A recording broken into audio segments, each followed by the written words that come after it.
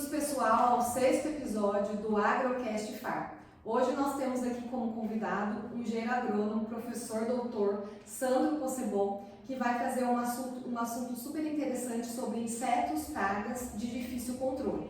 Seja bem-vindo, professor Sandro, ao nosso 6º episódio do Agrocast. Obrigada por ter aceitado o nosso convite, num assunto tão importante que vai estar aí na pauta das próximas gerações aí por muito tempo. Então, pode se apresentar, professor, e estamos à sua disposição. Bom dia a todos, Quero agradecer o convite da professora Micaela, do Diego, da Geisa. É um prazer enorme para a gente poder conversar um pouquinho sobre um tema que a gente gosta muito, que é a parte de entomologia, Que é a parte de ocorrência de pragas. Então, esperamos ter uma ótima conversa aqui nessa data de hoje. Professor, então eu vou começar aqui o nosso episódio, tirando uma dúvida, talvez, de nós profissionais, de outros profissionais e de alunos também. Os insetos estão presentes aí, nas lavouras. A partir disso, por que ele, uma hora ele é um inseto, e depois ele se transforma talvez numa praga, Da onde que surge esse limiar aí? Sim, uma ótima pergunta. Antes de a gente começar a conversar sobre a questão mesmo da ocorrência de pragas, a gente precisa primeiro conceituar o que é uma praga, A gente conhece mais de 1 milhão de espécies de insetos só no Brasil. Então, tu imagina assim, 1 milhão de espécies. Será que todas elas são pragas? Com certeza não, Então, a gente tem catalogado aproximadamente 500 espécies que são consideradas como insetos praga, tá? Por isso que a gente coloca a palavra insetos praga, porque nem todos os insetos, como você bem colocaste, não são pragas. Por exemplo, nós temos as abelhas, que são insetos polinizadores, que são insetos benéficos, que exercem uma função importantíssima no processo de polinização das nossas plantas de interesse agrícola, Mas então, quando que o inseto passa a se tornar praga dentro de uma determinada cultura, Quando a gente transforma, imagine assim, que a gente tem uma floresta, um ambiente em equilíbrio, Uma floresta tem um ambiente em equilíbrio com espécies vegetais, uma diversidade de espécies vegetais e também uma diversidade de espécies de insetos. Eu não tenho lá só percevejo, eu não tenho lá só lagarto, eu tenho uma diversidade de espécies lá dentro daquele ambiente e num determinado momento eu provoco um desequilíbrio naquele local, ou seja, eu transformo aquele ecossistema em equilíbrio em um ambiente desequilibrado que a gente chama de agroecossistema. Ou seja, a gente derruba as plantas, modifica o solo, então você começa a alterar o equilíbrio. Aquelas espécies que estavam em equilíbrio, que uma, quando eu falo equilíbrio, quer dizer que elas sobrevivem em conjunto ali, sem causar prejuízo, Uma se beneficia da outra, uma é predadora, outra é parasita, Então, eu modificando esse ambiente, por exemplo, introduzindo soja, lá uma monocultura, o que a gente causa? A gente provoca esse desequilíbrio e num determinado, algumas espécies acabam sendo, não diria extintas, mas eliminadas daquele ambiente e elas vão para um outro local e algumas espécies acabam se adaptando àquela nova cultura. De maneira mais intensa. De maneira mais intensa, se adaptam muito bem àquele ambiente, àquele hospedeiro, aquela planta, que é mais, entre aspas, palatável, desejável por alguma determinada característica da própria planta e do inseto, e aí ela passa então a se alimentar, Mas não é pelo processo em si só da alimentação que ela passa a ser considerada praga. A gente considera que ela, para ser considerada praga, ela precisa, automaticamente se adaptar naquele local, se multiplicar muito lá dentro daquele ambiente e causar um prejuízo que a gente chama de prejuízo econômico.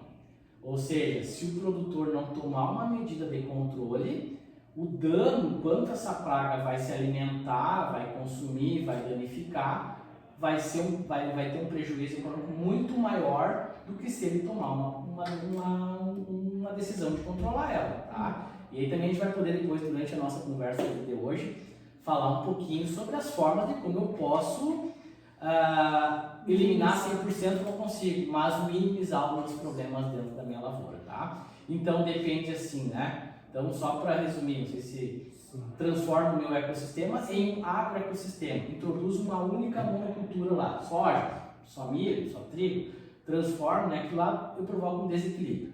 Esse desequilíbrio faz com que algumas espécies que estavam lá em equilíbrio, algumas morram, outras migrem, e algumas que vão ficar e automaticamente vão ser também atraídas para lá, começam a se multiplicar, aumenta a densidade populacional, o número de insetos naquele local, e começa a causar prejuízo econômico, se alimentando de uma folha, como no caso de uma lagarta, se alimentando de um grão, como no caso de um percevejo, recortando plantas, como no caso de algumas lagartas, como a lagarta elasmo, e assim por diante, transmissores de virose, como no caso dos pulgões, do trípis, da mosca branca.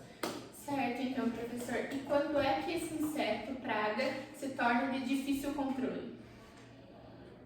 A questão assim, a gente precisa primeiro também quantificar o quanto de dano ele causa, né? Por exemplo, precisa definir lá, por exemplo, a pesquisa precisa caracterizar isso. Um percevejo por metro quadrado reduz 1% da produtividade.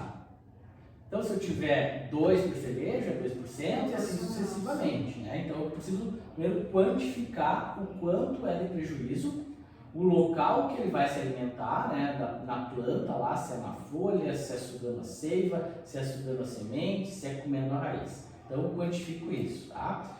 E aí a partir desse momento que eu consigo quantificar, eu determino o que a gente chama de nível de controle, tá? E professor, eu incluo nisso também o intercâmbio com outras culturas? Se ele tem uma cultura principal e nesse, né, rol que você vai considerar ele de difícil controle, se ele tem um intercâmbio também com uma outra lavoura, por exemplo, diferente ali nos arredores ou não? Pode ter algumas espécies que a gente chama assim, que a gente chama de espécies polífagas, que é isso, que se alimentam de várias plantas, tá? Certo. Como vou dar um exemplo aqui, por exemplo, da Spodoptera frugipera, que é a lagarta do cartucho do milho. Ela se alimenta no milho, ela se alimenta no soja, ela se alimenta no arroz, ela se alimenta em outras culturas. Então ela é considerada como uma espécie polífera que tem um alto potencial de destruição, tá? E que precisa a gente tomar decisão. Mas tem algumas espécies que são específicas Da cultura. tá? Que vão se alimentar basicamente somente daquela cultura, daquela planta, tá? Então depende muito da espécie que a gente que está ocorrendo naquele determinado local, tá? E a partir disso, então, estabelecem, né, as medidas então para o seu controle. Isso, é que a gente estava falando, né? A pesquisa vai determinar lá, por exemplo, se o controle deve ser, vou citar um exemplo que é bem comum, que é a grande maioria dos agrônomos, técnicos agrícolas, o pessoal da ciência sabe, né? Nível de controle, por exemplo, para percevejo em soja, produção de grãos, nível de percevejo em soja semente, né? A gente tem lá que para a produção de grãos é permitido 2 percevejos por pano de batida lá, né? Que a gente precisa também entender que a gente precisa fazer o monitoramento e aí a amostragem da população eu preciso definir, para definir o nível de controle. Então lá a pesquisa definiu que 1 percevejo por pano de batida em semente já tem que fazer o controle. Para quem produz só grão, 2 percevejos. Mas o que a gente observa hoje no mercado? Que o pessoal faz pouca amostragem e quando faz a amostragem às vezes nem leva em consideração o nível de controle. E um dos métodos que a gente mais observa hoje é o controle químico, o uso de inseticidas de forma errada, em doses, superdoses, que induzem a seleção de biótipos resistentes dentro de uma determinada população, e esse biótipo resistente, como o inseticida não tem efeito nenhum sobre ele só aumenta ano a ano. Então a gente acaba selecionando biótipos, a gente diz assim, na entomologia, né, nos insetos, a gente não induz a resistência, no sentido de mutação genética. A gente seleciona um indivíduo que já existe lá dentro e que tem uma determinada resistência. E ele, por ele ter essa característica de resistência, ele consegue eliminar aquele produto, aquele inseticida, sem causar efeito fisiológico nenhum no seu desenvolvimento e se multiplica, se alimenta e cada ano aquilo vem aumentando, porque o que acontece? O produtor basicamente usa, basicamente a monocultura, né? Não faz rotação de culturas e automaticamente é a mesma lavoura de soja, é os mesmos inseticidas, é os mesmos fungicidas, é os mesmos herbicidas. Não rotaciona a cultura e não rotaciona as bases também de utilização. Professor, a gente criou um ambiente, então, com as lavouras, a gente mudou um ambiente natural, digamos assim, das pragas. Né? Isso. E a gente está fazendo culturas assim anuais, 3, 4 meses, que mudam, estão diversificando bastante.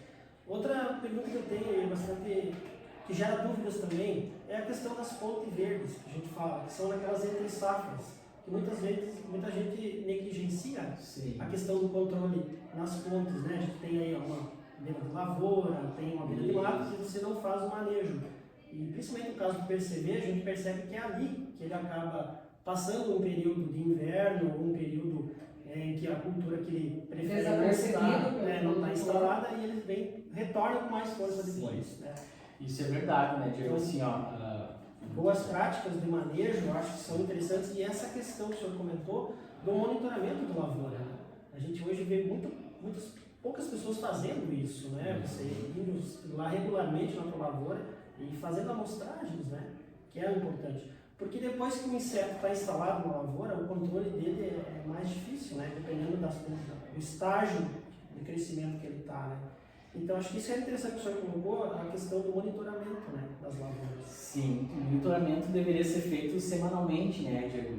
Mas em função de que às vezes o profissional tem uma área de 10 mil hectares para dar assistência, 20 mil hectares, ele não consegue atender como deveria, né? Ele acaba olhando para aquela lavoura de dentro da caminhonete, né? O que acaba não cumprindo os princípios lá do manejo integrado de pragas, que um deles é o monitoramento, baseado em monitoramento, em amostragens e tomada de decisão a partir do nível de controle. Semanal é uma frequência bem alta, né? Mas assim, para a gente poder dar para atender, né, uma lavoura, uma assistência de uma lavoura grande, você não consegue, de repente, passa até de uma semana, né? Mas claro que quanto mais seguido, melhor ainda. Né? Sim, ter esse olhar, né? Mais criterioso mesmo. São vários fatores envolvidos, né, professor? Com certeza. A questão da mecanização dessa aplicação, né? E o tempo certo de você aplicar, você conseguir atingir ele no alvo, né? O certo alvo. Eu queria voltar um pouquinho naquilo que tu falaste, ele tá nos locais de abrigo, entre aspas, dos insetos, no período de entre safra também, tá? Porque o que acontece? A grande maioria dos profissionais e dos agricultores se preocupam com o inseto somente no ciclo da cultura. Exatamente. E a gente precisa se preocupar também no período de entre safra. Eu preciso saber aonde esse inseto praga está se abrigando depois que eu colhi a soja. Falaste muito bem. Alguns deles se migram, né? Chama-se depois que tu colheu o grão, por exemplo, o percevejo, ele não tem mais alimento. Para onde ele vai se abrigar para as lavouras. Ele vai migrar para lavouras vizinhas, por exemplo, quando o produtor ainda não colheu. Mas se daqui a pouco terminou a soja, ele vai se abrigar. A gente chama que eles entram no processo de diapausa, tá? Que é uma hibernação, eles não morrem por causa, né, porque falta alimento, a temperatura reduz, ele vai se abrigar. Então ele vai para matas, ele vai ficar retido na palha do soja, tá? Se eu colocar uma cultura de inverno ali também, ele pode também se alimentar daquela planta. E pensando que é o seguinte, né? O grande problema dos insetos, o que é? Alta capacidade, o tamanho reduzido, são pequenininhos, qualquer cantinho eles se escondem, se abrigam e a gente não consegue chegar lá para atingir eles, tá? Outra coisa, característica que voam, tem asas, os insetos conseguem voar a grandes distâncias, né? Outro aspecto, um casal, um macho e uma fêmea consegue depositar 400, 500, depende da espécie, 1000 ovos durante o seu ciclo de vida. Então, e o ciclo curto. Tem insetos que em 30 dias você tem um novo ciclo, uma nova geração. Né? E se eu não controlar nesses momentos, né, de entre safra, quando eu instalar minha cultura, eu estou atraindo de novo, né, esses insetos para o local e automaticamente o controle acaba ficando prejudicado. Principalmente se naquele local tiver insetos que são resistentes, né, às principais moléculas de inseticidas que a gente tem disponível no mercado atualmente. professor, você falou de 500, né? 500 insetos pragas, né? É um Isso que é número conhecido, bem alto, né? Quando a gente pensa assim, se eu puder generalizar, né, numa palavra única, então a palavra seria prevenção mesmo? De forma geral? Eu diria Esse que olhar, né, que você comentou? sim, prevenção, mas assim sempre baseado nesses pilares, né, do monitoramento, da identificação, do nível de controle, rotação de culturas, porque sempre pensando e a rotação de culturas não pode ser confundido com sucessão de culturas, né? Que a rotação é lá na mesma área no verão onde eu tinha soja, eu entrar com milho, né? Porque aí eu quebro o ciclo. Isso serve para doenças, isso serve para plantas daninhas e também serve para insetos praga, né? Então a rotação de culturas tem um papel fundamental em eu conseguir eliminar biótipos que são resistentes, porque eu altero, né? Desde que assim, né? Não adianta alterar também a molécula, né? Aí eu troco um piretróide tiro lá uma permetrina e boto uma cipermetrina. Não adianta. É o mesmo grupo químico dos piretróides. Não adianta eu mudar lá, né? Eu tenho que mudar o grupo químico também, né? O modo de ação com que esse inseticida vai atuar lá na fisiologia do inseto. Se é um fisiológico, um regulador de crescimento, aí daqui a pouco eu entro com um efeito de choque, um piretróide, ou eu vou usar um neonicotinoide, que é um produto que dá um residual maior. Então eu preciso rotacionar grupos de ação, né? Mecanismos de ação, para que daí eu possa ter uma eficiência melhor. E pensar, né, professor Sandro, que isso pode ser um problema maior, né? Por exemplo, aqui a gente tem, por exemplo, você tem a sua lavoura, né, tem essa problemática, só que como você falou, a gente está num mundo globalizado ali, né? E esses órgãos também estão ali monitorando, apesar do Brasil ser um país continental, né, a gente está ali tudo globalizado. E aí hoje eu tenho também aqueles controles, né, que os órgãos fazem de inseto pragas quarentenárias, né? Isso, as pragas quarentenárias, Isso. né? Porque hoje tudo está conectado, né, e eu não sei em que momento isso pode chegar dentro do país, né? E aí eu estou maximizando também um problema, né, que pode vir para ficar. Né? Tu sabe que dentro do manejo integrado de pragas a gente tem a casinha lá do manejo integrado de pragas, né? Que nós temos as bases da casa, aí nós temos os pilares e o telhado, né? Essa questão que você falaste entra dentro das medidas legislativas do controle de pragas quarentenárias.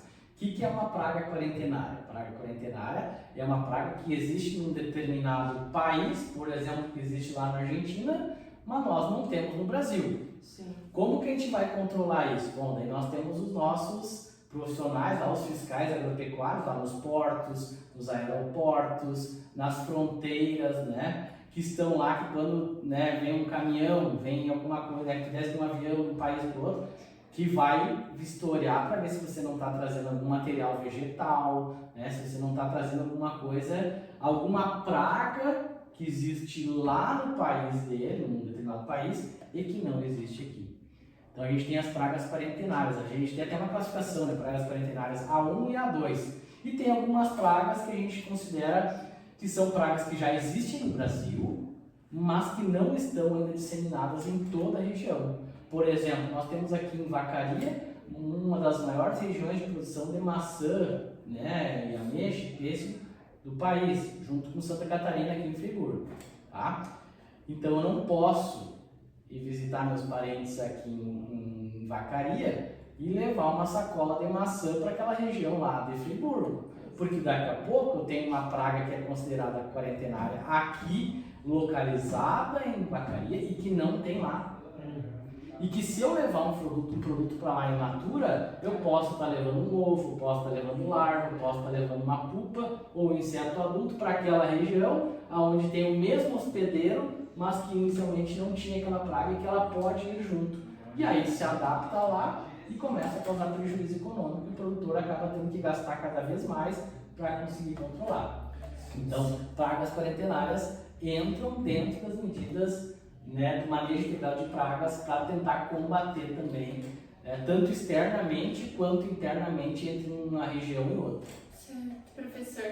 E aqui pensando em culturas anuais, então, que é o que mais é produzido na nossa região aqui, Quais seriam os principais insetos, pragas de difícil controle que nós temos hoje em dia? Hoje em dia, assim, ó, a gente pode dizer o seguinte, as lagartas, o complexo de lagartas que a gente tem aí é um problema todos os anos, né? A gente tem as espodópteras aí, né? As lagartas na fase vegetativa, principalmente pensando em soja, em milho, tá? Em arroz. Depois na fase reprodutiva, né? Não que na fase vegetativa a gente não tenha, mas na fase já reprodutiva, enchimento de grãos, a gente começa a ter problema com os percevejos, tá? Então, assim, ó, nós pensarmos, quase que todos os anos a gente tem problema com isso aí, tá? Mas claro que eventualmente surge uma praga que não tinha aqui anteriormente, como por exemplo da cigarrinha, né? É uma praga que vem causando prejuízo enorme. E o problema da cigarrinha é que ela é transmissora de virose, né? Sim. Então aí eu tenho que ter um cuidado maior, eu tenho que eliminar esse vetor, né? Porque se eu elimino o vetor, eu não tenho a transmissão da doença. Então eu tenho que ter monitoramento, amostragem, identificação. O agrônomo precisa conhecer a cultura, mas também conhecer os principais insetos pragas daquela cultura, para que ele possa ter um manejo e um controle melhor, né, para atender o produtor. Então, fase vegetativa lagartas, fase reprodutiva os percevejos, mas ocasionalmente, em anos de seca, por exemplo, trips, ácaro, né? A gente teve esses 2 últimos anos agora na nossa safra, foi ano seco, né? Eventualmente também mosca branca. Então, algumas pragas que anteriormente não eram pragas, né, consideradas, começam a aparecer preocupação e causar prejuízo e causar preocupação para o produtor, né? E aquele risco de que daqui a pouco, se não controlar, vai perder. E quando eu falo controle, eu não estou falando especificamente de inseticidas, tá? Quando eu falo controle, eu falo de uma forma geral, pensando no manejo integrado de pragas. O controle de 100%, raramente eu vou conseguir, tá? E o manejo integrado de pragas, nem nós pegarmos pelos conceitos básicos, né? Ele preconiza que nem deva ser eliminado 100%, porque tem que ter um equilíbrio. Mas esse equilíbrio tem que ser com que a população esteja em uma densidade baixa, que não cause prejuízo. Não quer dizer porque eu encontrei lá uma mosca branca numa lavoura lá e o produtor vai ter prejuízo. Tá? A questão, professor, das mudanças climáticas, assim, quais as espécies que o senhor julga que mais se adaptaram a essas mudanças que a gente está hoje em períodos de estiagem prolongadas, em invernos menos chuvosos, mais frios, ou o inverso disso, né? Assim, ó, se nós vamos pensar no sentido de que os insetos, o ciclo deles, nós temos 3 tipos de transformação dos insetos. Os ametábulos, que não sofrem transformação, que é o exemplo que a gente tem no clássico, é a traça dos livros, né, que é o mais comum. Depois nós temos os hemimetábulos, que aí entram os percevejos, que a gente chama de metamorfose parcial, tá? E depois nós temos os holometábulos, que é a transformação completa, tá? Que são os coleópteros, os lepidópteros, como no caso das lagartas, e dos besouros, tá? E os hemimetábulos, os percevejos. Bom, esse ciclo, o adulto, ovo, nos holometábulos, tá? Pupa, adulto, ovo, larva e pupa. Esse ciclo está diretamente ligado com a temperatura. O que a gente tem visto nos últimos anos? O aquecimento global, né? A temperatura ela funciona quase como um catalisador dessas reações, acelerando esse ciclo. Se o ciclo anteriormente levava 30 dias, com o aquecimento global, o que pode acontecer? Esse ciclo encurtar. Mudando a fisiologia, então, né? Alterando o ciclo do inseto e tendo mais gerações na cultura, entende? Se eu tenho lá 120 dias para colher meu soja, e antes levavam, digamos, tinha 2 gerações só, pode ser que tenha 3. E 3 gerações são mais indivíduos.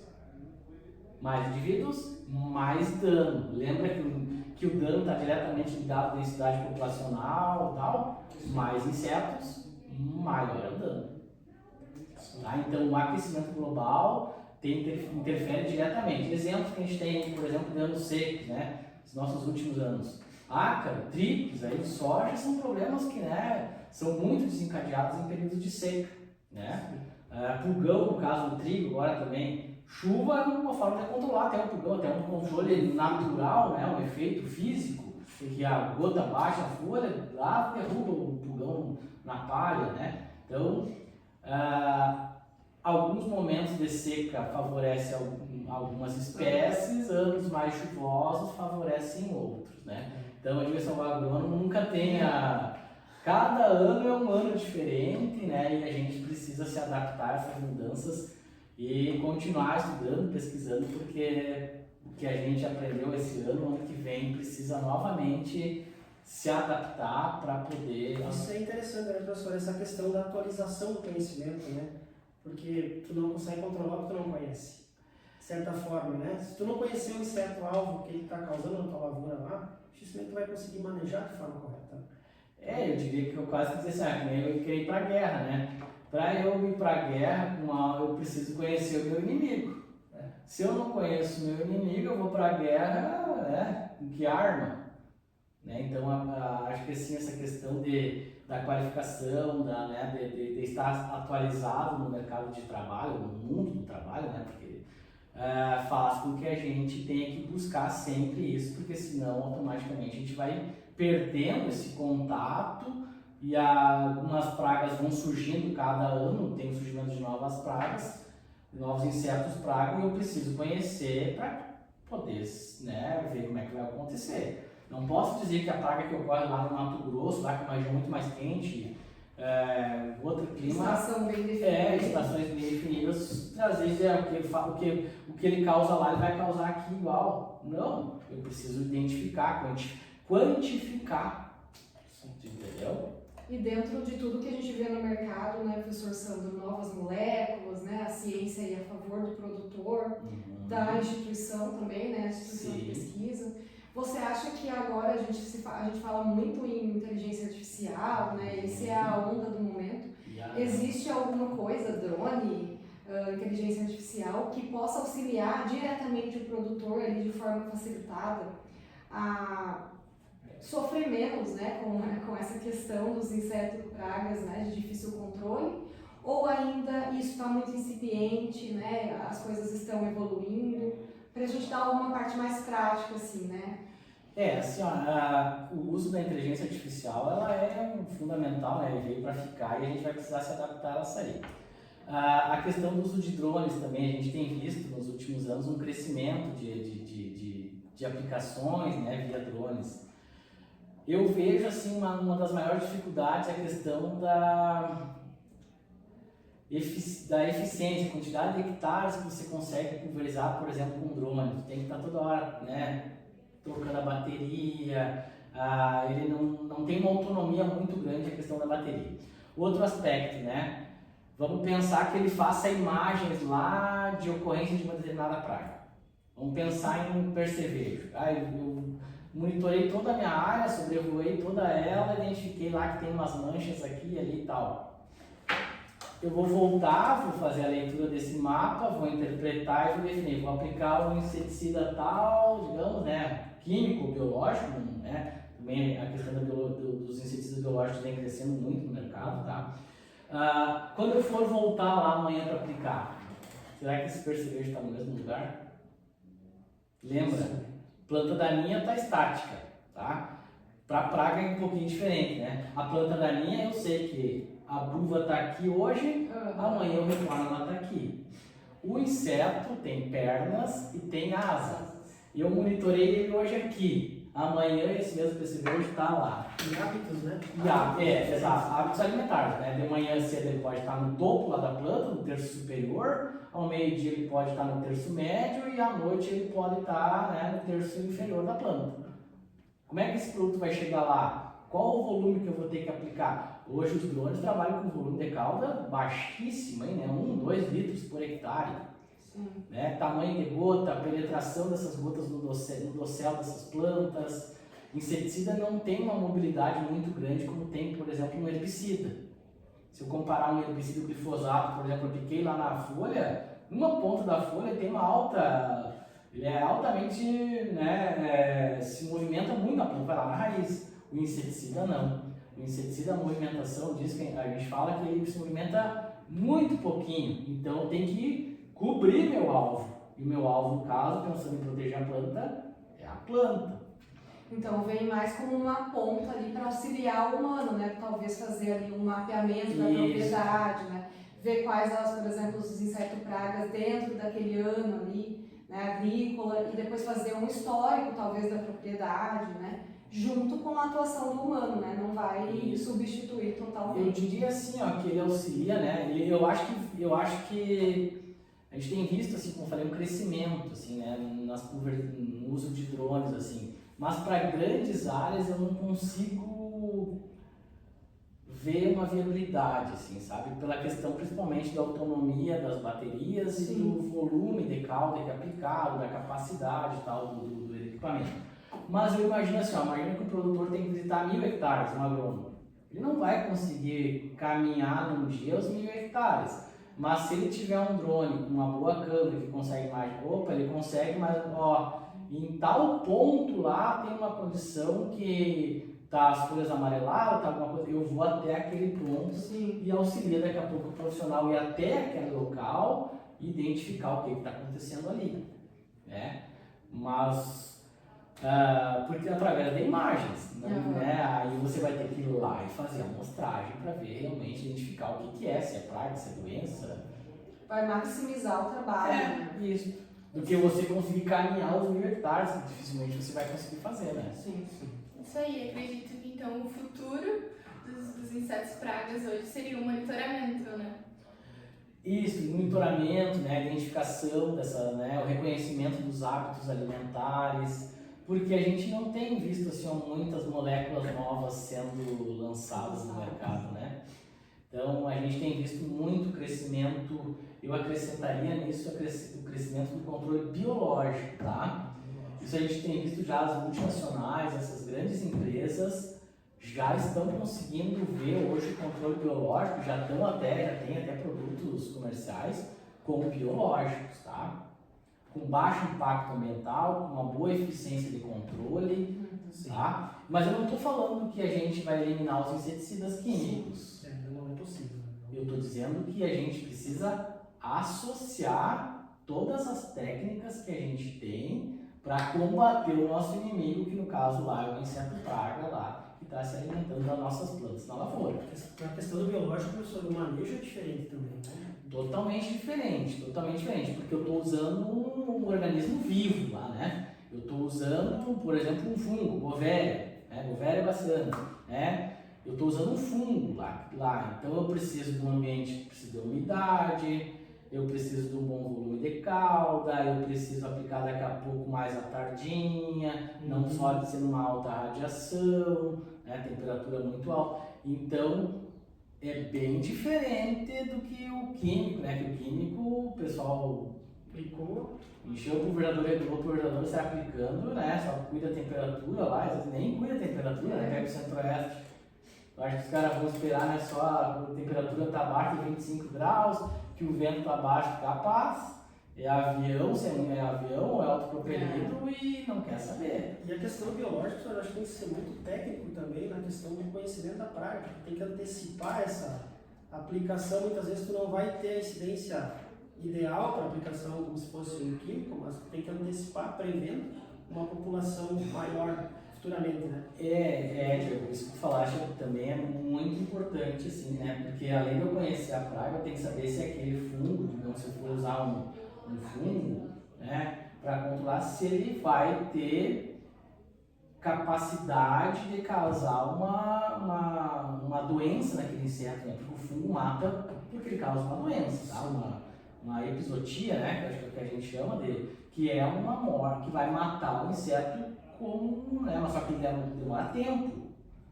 Não é aplicar hoje amanhã o inseto fica morto. Não é de ataque, né? Não, é o efeito que a gente chama de choque, né? Aquele que aplicou, caiu uma asa do inseto, absorveu, vai atuar no sistema nervoso central, vai matar o inseto. Não, ele vai precisar de mais tempo. Então eu preciso conhecer a praga, preciso conhecer se aquele meu biológico controla aquela espécie e monitorar a população. Eu não posso deixar essa população da praga aumentar muito e achar que eu aplicando, quando a população está muito alta, eu vou controlar, porque ele demora mais tempo. Então tem que vir monitorando.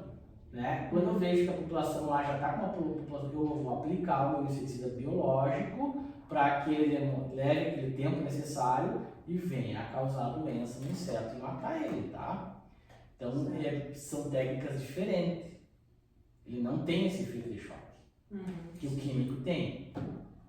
Professor Sandro, então, para a gente finalizar, queria perguntar para você que o Brasil, né, todo mundo já sabe que é um expoente em produção de alimentos, isso não vai se modificar, né? O que você acha que é a palavra-chave daqui para frente, né? Parece que a gente está querendo retornar, então, a esse equilíbrio, mas acompanhado da grande produção de alimentos. O que você acha que vai ser a chave, então, para as próximas gerações, né, para os futuros agrônomos e os agrônomos da atualidade que já atuam no campo, de tentar minimizar, né, essa questão dos insetos pragas de difícil controle? O que a gente tem que fazer a partir de agora, intensificar? Quais medidas que a gente intensifica? Eu acho que tu falou uma palavra-chave, Micaela, que é o equilíbrio, né? E quando a gente fala em equilíbrio, eu preciso transformar esse agroecossistema em algo que seja equilíbrio, que eu consiga conviver com algumas espécies de insetos praga, juntamente com inimigos naturais que vão controlar essas pragas, sejam eles, né, insetos parasitas, tá, ou fungos que vão causar doenças, e aplicar mesmo, tirar do papel e aplicar o manejo integrado de pragas baseado em todas essas técnicas, né, de manejo cultural, manejo, controle biológico, controle químico, resistência de plantas a insetos, como a gente já tem alguns casos de algumas espécies de planta de soja e milho, né? A gente tem resistência a alguns insetos. Então é associar, mas usar isso de forma prática, né? Não adianta só na teoria, lá no livro, mas tentar usar isso de forma em conjunto para que eu possa, sim, o meu objetivo é produzir, com certeza, só que produzir com custos mais baixos. Se eu provoco desequilíbrio, né, só usando, por exemplo, inseticida químico, cada ano meu custo aumenta.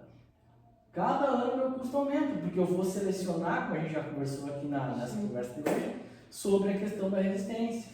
E aí não adianta mais, nós tínhamos tecnologias muito importantes como o milho BT, que era um milho, né, com resistência, né, com expressão do gene bacilos stringentes, né? Hoje não funciona mais. Por quê?